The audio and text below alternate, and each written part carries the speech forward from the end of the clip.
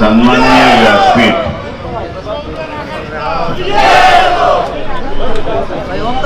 उपस्थित सर्व बंधुमान भगिनी, आपण सगळेजण या ठिकाणी बाबासाहेबांना अभिवादन करण्यासाठी या ठिकाणी उपस्थित आहोत.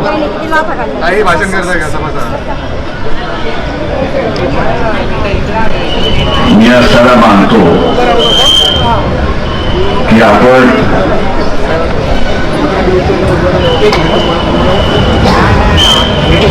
आपल्या आयुष्यामध्ये आणि चळवळीमध्ये हा आंबेडकरवाद किती पसरवला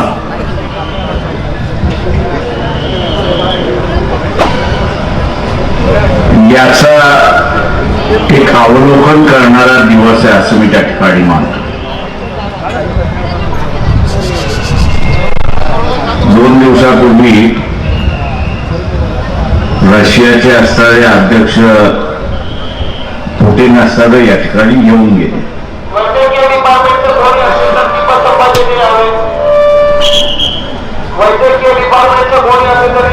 म्हणजे आणि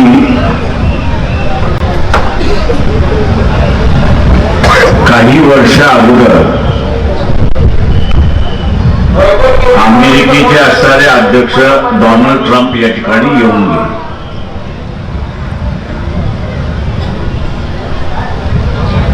दोघांच्या येण्यामधला असणारा अंतर आपल्याला त्या ठिकाणी दिसतंय.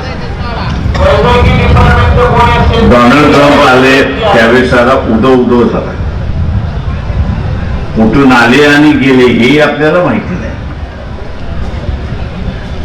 आता मी जर याच्यावरती बोलायला लागलो तुम्हाला कळणार आहे का?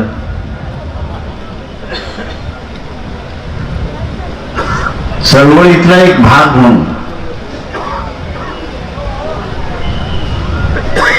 या महत्वाच्या घटना आहेत.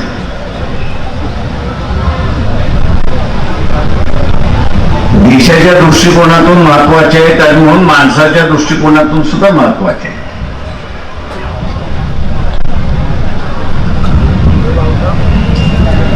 जे काही इथे गेल्या 10-14 वर्षामध्ये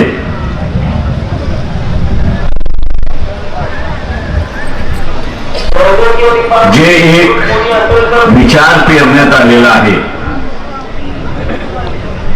की मी आणि माझ्या कुटुंबाबद्दलच बघणार, बाहेर काय चाललंय हे बघणार नाही, अशी असणारी जी विचारसरणी आता या ठिकाणी पसरायला लागलेली आहे. ते मी असं म्हणेन की इथला असणारा मानवतेचा लढा जो महात्मा फुलेंपासून ते असणारा बाबासाहेबांपर्यंत सुरुवात केला त्याला धोका निर्माण झाला हे आपण लक्षात घ्या.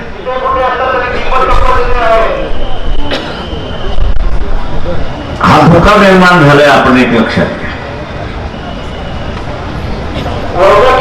या व्यवस्थेमध्ये आपण असताना पाहिलं तर ब्रिटिशांच्या अगोदरपासून हा देश गुलाम राहिला. हा देश पूर्णपणे गुलाम राहिला. ब्रिटिशांच्या नंतर स्वातंत्र्य मिळालं. या स्वातंत्र्याची विचारसरणी आणि देशाची असणारी विचारसरणी ही असणारा राज्यघटनेने दिलेली आहे. ही राज्यघटनेची विचारसरणी जोपर्यंत चालेल तोपर्यंत या देशामध्ये मानवतावाद चालेल, या देशामध्ये धर्म स्वातंत्र्य त्या ठिकाणी चालेल, या देशामध्ये मान सन्मान हा मिळत राहील अशी असणारी परिस्थिती आहे. ज्या दिवशी हे संपलं त्या दिवशी इथला असणारा उभा केलेला लढा आणि त्या लढ्याची विचारसरणी सुद्धा हारलेली असेल आपण लक्षात घेत, संपत नाही. बुद्धाची 2500 वर्षापूर्वीची असणारी विचारसरणी संपवण्याचा प्रयत्न झाला, पण ती विचारसरणी संपली नाही. ती पुन्हा नागपूरच्या दीक्षाभूमीनंतर, दीक्षेच्या कार्यक्रमानंतर ते पुन्हा या देशामध्ये उफळून आली. ती पुन्हा असताना उफळून आली. आणि आज जगभर आपल्याला दिसतंय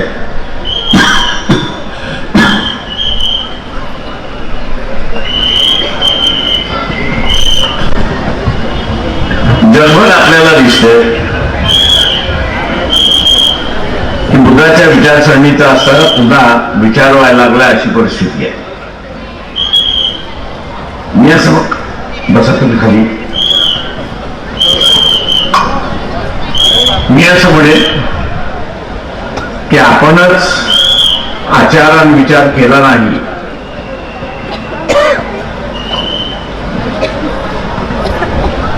आपणच असणारा आचारान विचार केला नाही, ते विचारसरणी चालणार कशी?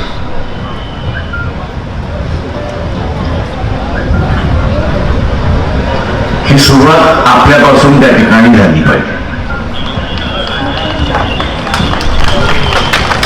आणि त्या आपल्यापासून सुरुवात झाली पाहिजे. आत्ताची असणारी जी लढाई, आत्ताची असणारी जी लढाई आहे, ही लढाई विचारांची लढाई आहे. ही गुद्द्याबुद्धीची लढाई नाही, ही विचारांची लढाई आहे. आणि या विचारांच्या लढाईमध्ये असणारं जिंकायचं असेल तर आपल्याला आपला मुंडा मुद्दा स्पष्टपणे न भीत आपल्याला मांडावं लागेल, हे आपण लक्षात घ्या. मला आज मी 2 कालखंड बघितले. एक पॅन्थरचा एक कालखंड बघितला ना आत्ताचाही. मी उल्लेख पॅन्थरचा केला करता तो 70चा 80चा कालखंड. त्यावेळेस असणारी एक मिलिटन्सी होती, इंग्रजीमध्ये ज्याला एग्रेसिव्हनेस म्हणतो, म्हणजे आक्रमकता होती. विचारांची आक्रमकता होती आणि हातापायाची सुद्धा आक्रमकता होती, दोन्ही होती. दुर्दैवाने मी आता सगळ्या दोन्ही मेलेल्या दिसतात. विचारांची आक्रमकता सुद्धा त्या ठिकाणी शिल्लक राहिलेली नाही आणि हातापायाची सुद्धा आक्रमकता जी होती ती असताना संपलेली आहे.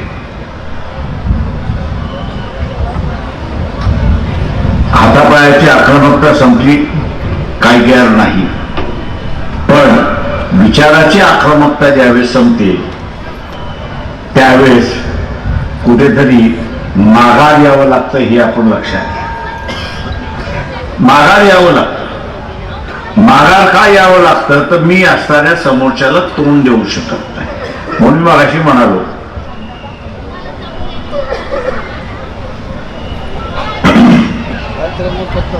की उद्याच्या असणाऱ्या देशाच्या संदर्भातलं एका बाजूला पुतीन येऊन गेला आणि दुसऱ्या त्याच्या अगोदर असणारा डोनाल्ड ट्रम्प येऊन गेला.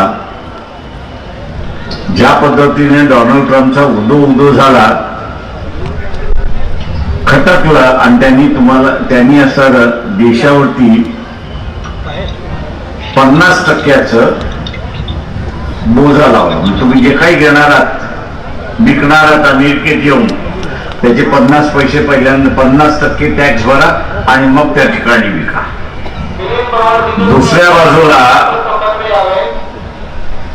बाजूला सिंधूच्या युद्धामध्ये जे S-400 हे जे असणारं हत्यार होतं की ज्याच्यामुळे विमानाचा मारा आपल्याकडे दिला नाही, तो पुतीन येऊन गेला आणि त्याची कधी आला आणि कधी गेला याची बातमी सुद्धा आपल्याला नाही. हे एका प्रकारचं घोतक आहे. मी लग्न केलंय एकाशी पण मी लाईन मारतोय दुसऱ्यावर. म्हणजे या पंतप्रधानाचं वागणं कसं आहे की लग्न करतो एकाशी, पण ते लग्न करता करता दुसऱ्यावरती लाईन मारत बसलाय. आता त्याला कोण मान्यता देणार एक सांगा. समाज व्यवस्थेमध्ये अशा माणसाला आपण मान सन्मान देतो का? आपल्यावरनं आपण असणारं बघितलं पाहिजे की अशा माणसाला आपण असणारा समाजामध्ये मान सन्मान देत नाही. आणि तेच आपण असणारं बघत असाल की आज भारताला जगामध्ये एकही मित्र राहिला नाही अशी असणारी परिस्थिती आहे. एकही मित्र राहिला नाही.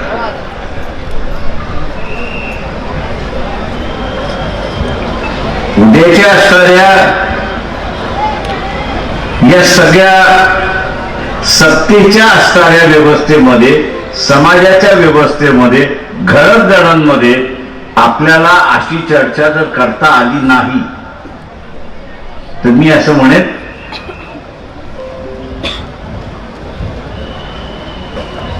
की इथे फुले शाहू आंबेडकर वादाशी आपण असताना कुठेतरी कमतरता घेतोय अशी असणारी परिस्थिती आहे.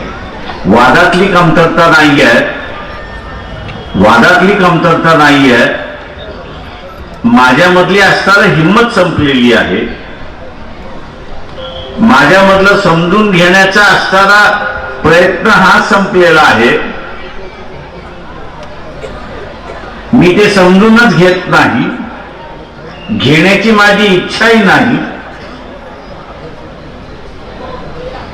आणि शेवटी कोणी टोकलं तर मी असायला म्हणतो बाबासाहेब आहेत ना.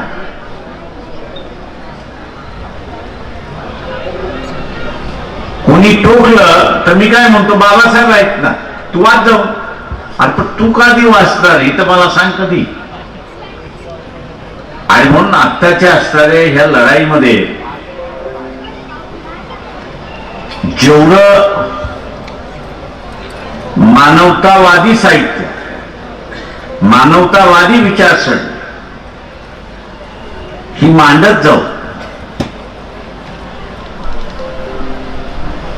तेवढं आलेलं संकट जे आहे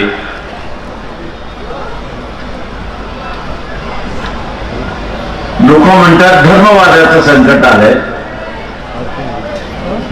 धर्मवादाचं संकट आहे, नाही असं म्हणत नाही.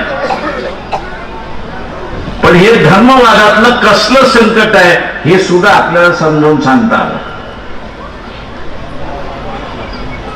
इथे जे संकट आहे या देशामधला दोन वर्ग आहे. एक मनूला मानणारा वर्ग आहे, एक मनूला विरोध करणारा वर्ग आहे. मनूला मानणारा जो वर्ग आहे त्याचं संकट आपल्याला आहे. मनूला विरोध करणारा जो आहे तो आपला मित्र आहे हे आपल्याला लक्षात आलं. आणि म्हणून आज बाबासाहेबांना अभिवादन करताना मी शिवाजी पार्कच्या याच्यामध्ये म्हणालो, त्याच्यानंतर निवडणुका झाल्या. त्या निवडणुकांमध्ये अजून काही जणांच्या सवयी गेलेल्या नाहीत. काही जणांच्या सवयी गेलेल्या नाहीत. स्वतःला विकण्याची जी पद्धत आहे ती अजून गेलेली नाही.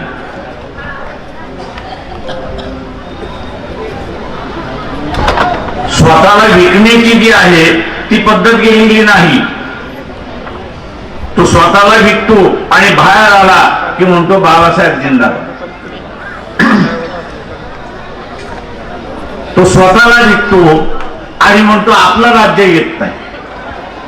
तो स्वतःला असं विकतो आणि म्हणतो की आपला निवडणूक उमेदवार निवडून आला नाही. अरे तुझं स्वतःला विकलं नसतंस तर एक निवडून आला असता.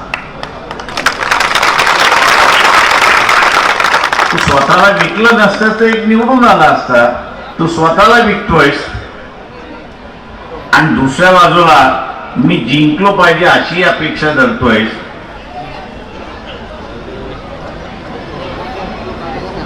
म्हणजे मी स्वतःलाही विकतोय आणि दुसऱ्या बाजूला मी जिंकलो पाहिजे असं ज्यावेळेस म्हणतो, हे दोन्ही रस्ते एक दक्षिणेला चाललाय आणि एक उत्तरेला चाललाय. एक दक्षिणेला चाललाय, एक उत्तरेला चाललाय. हा मिलाप होणार कसा? हा मिलाप होणार कसा? हा मिलाप होणार नाही. याच्यापैकी एक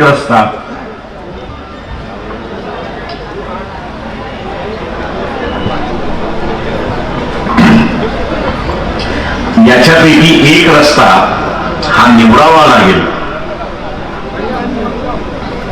विकणारा रस्ता जर आपण निवडला तर मनुवाद्यांचं राज्य आल्याशिवाय राहणार नाही एवढं खुंगाट. न विकणारा मार्ग आपण स्वीकारला, तर आज फुले शाहू आंबेडकरांचा मार्ग जो आहे तो आपण कायम ठेवू शकतो. बाबासाहेबांना अभिवादन करताना कुठल्या रस्त्याने मला जायचं आहे याची निवड करण्याची ताकद ही आपल्यात यावी हीच अपेक्षा बाळगतो आणि रजा घेतो.